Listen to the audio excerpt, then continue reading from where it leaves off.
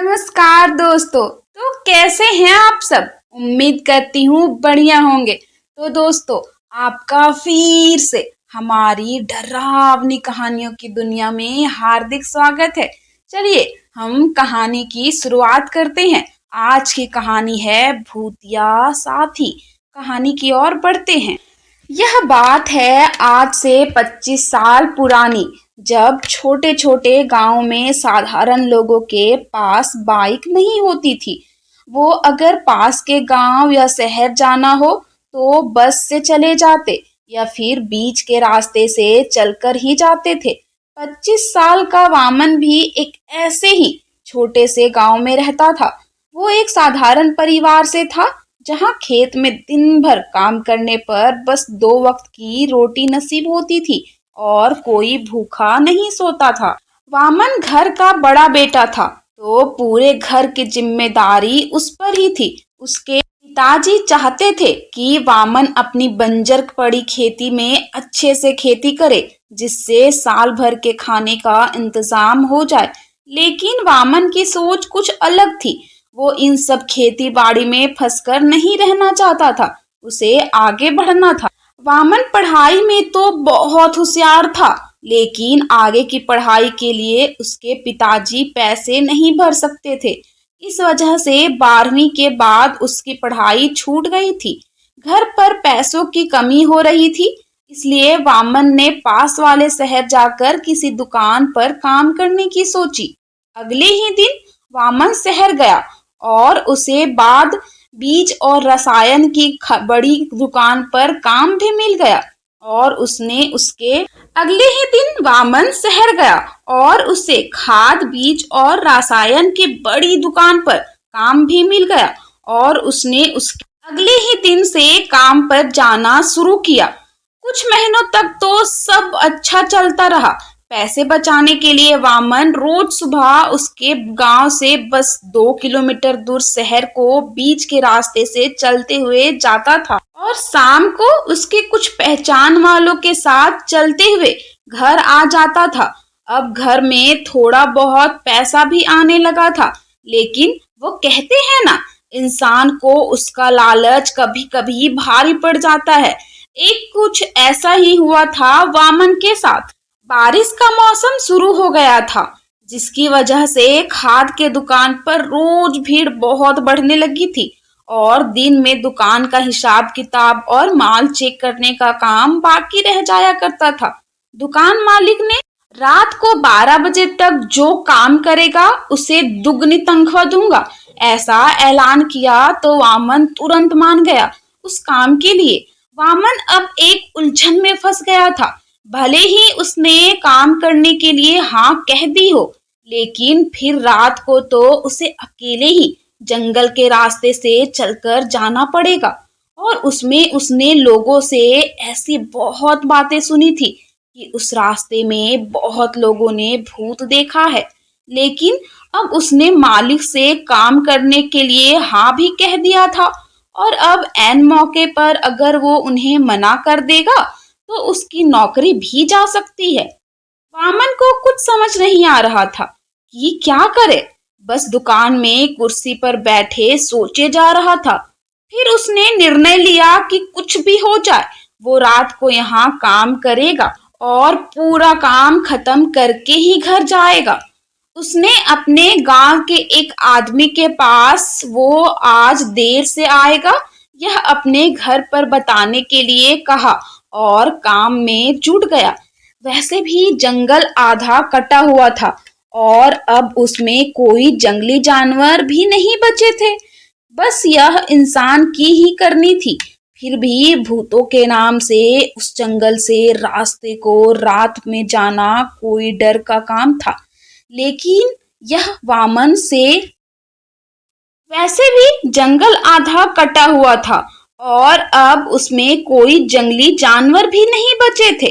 यह सब इंसान की ही करनी थी। फिर भी भूतों के नाम से उस जंगल से रात को जाने को हर कोई डरता रहा। लेकिन वामन वहां से जाने की हिम्मत करने वाला था। वामन मन लगाकर अपना काम करता रहा था और आखिरकार 12 बजे तक उसका काम भी खत्म हो गया और वो अपने टिफिन बैग में हाथ में लेकर वहां से अपने घर के लिए निकल पड़ा। शहर से बाहर निकलते ही जंगल का रास्ता शुरू हो गया। आज जंगल की तरफ देखकर लग रहा था मानो वो कब से वामन को निकलने के लिए तैयार ही था, बस उसका ही इंतजार कर रहा था। आज अमावस की रात थी। चारों तरफ घना अंधेरा छाया हुआ था। लगातार कभी ना रुकने वाली कीड़ों की करकर की आवाजें जंगल के चारों ओर से आ रही थी। बीच बीच में ही किसी कुत्ते के रोने की आवाज आ रही थी।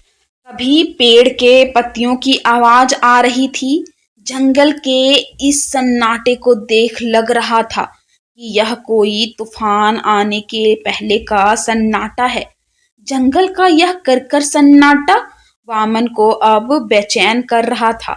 वामन भगवान का नाम लेकर जल्दी जल्दी चल रहा था और मन ही मन उसे अपने निर्णय पर बहुत गुस्सा भी आ रहा था कि उसने क्यों रात को रुकने के लिए हाँ कर दिया। खैर, वामन भगवान का नाम लेकर चले ही जा रहा था।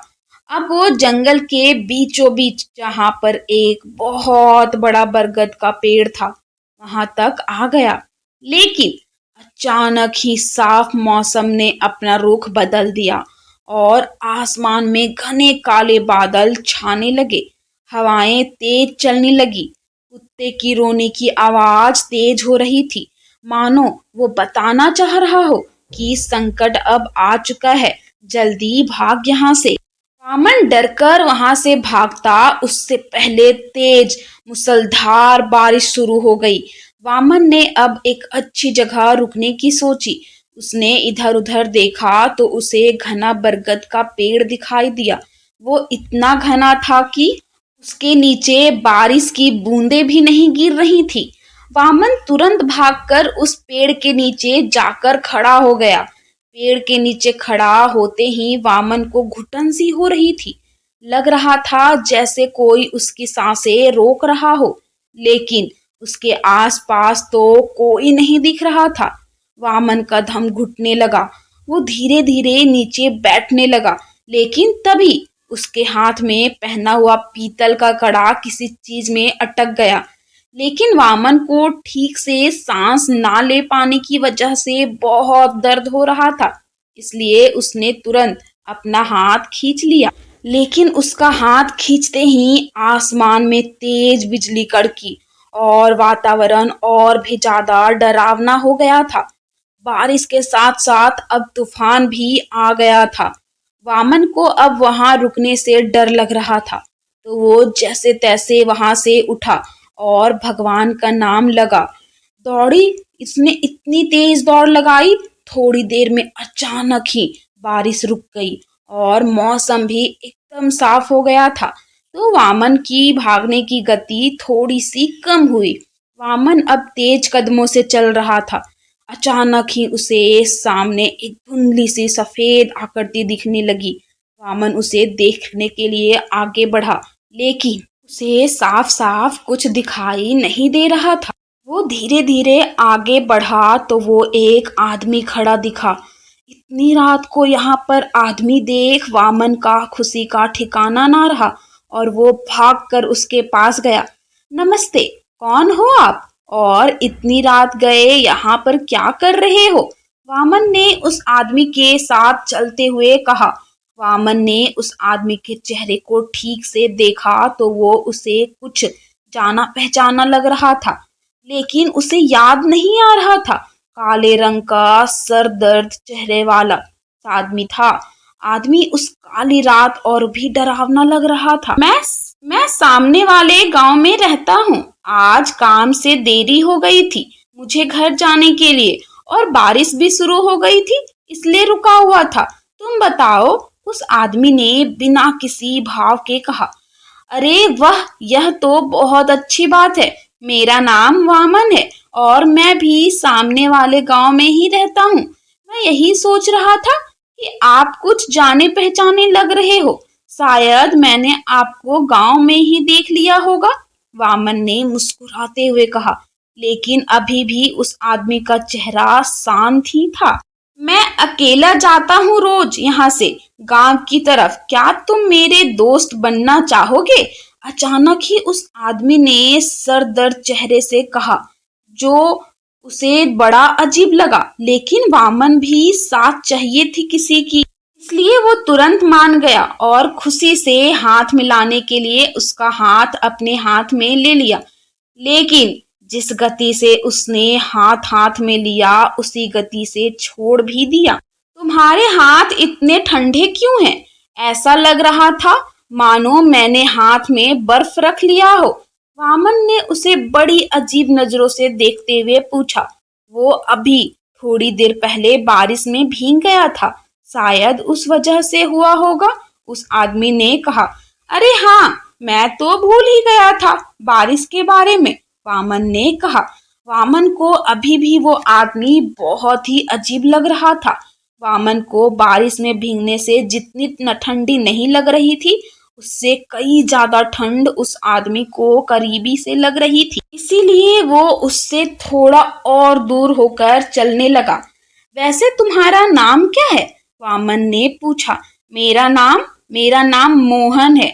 मोहन काले है, मोहन ने सर्द लहजों में जवाब दिया। अच्छा नाम है, मैंने कई बार सुना हुआ है लग रहा है, लेकिन याद नहीं आ रहा है, वामन ने अपने दिमाग पर जोर डालते हुए कहा। तुम मेरे दोस्त बन गए हो तो क्या तुम मेरी किसी भी चीज में मदद करोगे? मोहन ने सामने देखते हुए पूछा। हाँ, सीधी बात है, अब दोस्त बन गए हैं तो दोस्ती में मेरा फर्ज बनता है कि अगर मेरा दोस्त किसी मुश्किल में फंस गया हो तो मैं उसकी मदद करूं, वामन ने कहा। ठीक है, लेकिन अब इस बात से पीछे मत मुकर जाना, मोहन ने कहा। हाँ दोस्त, बिल्कुल, यह मेरा पक्का वादा है, वामन ने उसका हाथ पकड़ते हुए कहा। लेकिन हाथ बर्फ की तरह ठंडा होने की वजह से उसने तुरंत छोड़ दिया। दोनों बातें करते करते गांव की सीमा के पास पहुंच रहे थे। पूरे रास्ते भर वामन उससे कुछ न कुछ पूछता रहा, लेकिन मोहन उसका दर्द जवाब देता रहा। वामन ने नजर उठाकर सामने देखा तो उसके पिताजी दिखाई दिए। शायद देर होने की वजह से उसे ही लेने के लिए घर से निकले थे। वो मोहन से बात करते हुए उसकी तरफ बढ़ रहा था और हाथ दिखाकर बता रहा था कि वो मेरे पिताजी हैं। दूर खड़े उसके पिताजी उसे बड़ी अजीब नजरों से देख रहे थे और घूरे जा रहे थे। वामन गांव की सीमा पार कर अंदर चला गया। उसने पीछे मुड़कर देखा तो मोहन बाहर ही खड़ा था। तो उसने पूछा, क्या हुआ रवि, तुम ऐसे वहां क्यों खड़े हो? मैं अंदर नहीं आ सकता, मोहन ने कहा। लेकिन क्यों? वामन ने हैरानी से पूछा। अब मुझे चल जाना चाहिए, ऐसा लग रहा है जैसे चक्कर आ रहे हैं, क्या तुम मेरा हाथ पकड़कर चलोगे थोड़ी देर? मोहन ने विनती करते हुए कहा। अरे इतनी सी बात है, अब मुझे दोस्त कहा है तो तुम्हारी इतनी मदद तो कर ही सकता हूँ। इतना कहकर वामन ने उसका ठंडा हाथ पकड़ लिया और गांव की सीमा से उसे अंदर ले जाने लगा। उधर वामन के पिताजी उसे ऐसे बातें करते देख डरकर उसके पास भाग कर जाने लगे। लेकिन तब तक वामन मोहन का हाथ पकड़कर उसे गांव के अंदर ले आता है और उसी के साथ वहां पर तेज हवा चलने लगती है, बिजली कड़कने लगती है और पूरा वातावरण ही बदल जाता है। तभी पिताजी वामन के पास पहुंच जाते हैं और उसे पकड़कर पूछते हैं, यह क्या पागलों की तरह हवा से बातें करे जा रहा है तू? यह आप क्या कह रहे हैं पिताजी? मैं तो मेरा नया साथी मोहन के साथ बात करते हुए आया हूँ, देखिए यह। इतना कहकर वामन ने मोहन को दिखाने के लिए जैसे ही पीछे मुड़ा तो उसके पीछे दूर दूर तक कोई दिखाई नहीं दे रहा था। मोहन कहाँ गया? अभी तो मेरे हाथ आया है और उसे चलने में तकलीफ हो रही थी, इसलिए मैंने उसे उसका हाथ पकड़ा हुआ था, यहाँ तक लाया हूँ, लेकिन इतनी जल्दी वो कहाँ गायब हो गया? वामन ने परेशानी से इधर उधर देखते हुए ढूंढते हुए पूछा अपने पिताजी से, लेकिन उसे वो कहीं नजर नहीं आ रहा था। क्या यह बकवास किए जा रहा है तू? कब से तेरे हाथ में कोई हाथ नहीं था, बहुत दूर से तुझे देख रहा था, अकेले ही हवा में बातें करते हुए आ रहा था और थोड़ी देर पहले अचानक ही रुक गया और वापस चल गया और फिर वह हवा में ऐसे हाथ पकड़कर आया जैसे किसी को खींच के ला रहा हो तू। अकेला ही आया है तू? पिताजी ने चिढ़कर कहा। मैं सच में मोहन के साथ आया हूँ। वो अपने ही गांव का लड़का है। मैंने उसे कभी देखा नहीं, लेकिन उसका चेहरा जाना पहचाना लग रहा था। अगर मैं अकेला ही आया था तो वो कौन था जो इतनी देर तक मुझसे बात कर रहा था? वामन ने डर से कांपते हुए कहा। क्या सच में तेरे साथ कोई था? पिताजी ने उसे शक की नजरों से देखते हुए पूछा। हाँ पिताजी, सच में, आपकी कसम, मेरा साथ मोहन था। मैं भला आपकी कसम झूठा क्यों लूंगा? और वो कह रहा था मैं अंदर नहीं आ सकता। तो मेरे पूछने पर उसने बताया कि उसके पैर में दर्द है और चक्कर आ रहे हैं। तो मैंने वापस जाकर उसका हाथ पकड़कर उसे अंदर ले आया, वामन ने कहा। अब वामन की बात सुन पिताजी समझ गए थे कि उसने बहुत बड़ा खतरा मोल लिया है। कहीं वो कोई आत्मा तो नहीं थी और तू उसे हाथ पकड़कर गांव के अंदर ले आया। अब पता नहीं गांव पर कौन सा संकट आने वाला है, पिताजी ने डरते हुए कहा। पिताजी की बात सुन वामन तो बहुत ज्यादा डर गया। अचानक ही उसे ऐसा लगा मानो उसकी पीठ पर कोई बोझ रख दिया है। उसने जैसे ही पीछे मुड़कर देखा, उसकी तो जुबान ही लकवा मार गई और वो चक्कर खाकर नीचे गिर गया। तो दोस्तों, आगे की कहानी जानने के लिए आप पार्ट 2 का इंतजार करें। जल्दी से इस चैनल को सब्सक्राइब कर ले ताकि आपको ऐसी डरावनी कहानियां सुनने को मिलते रहे। और हाँ, पार्ट 2 और भी रोमांचित और डरावनी होने वाली है। जल्दी से सब्सक्राइब करें और हमें कमेंट करके बताएं कि आपको ये कहानी कैसी लगी। धन्यवाद।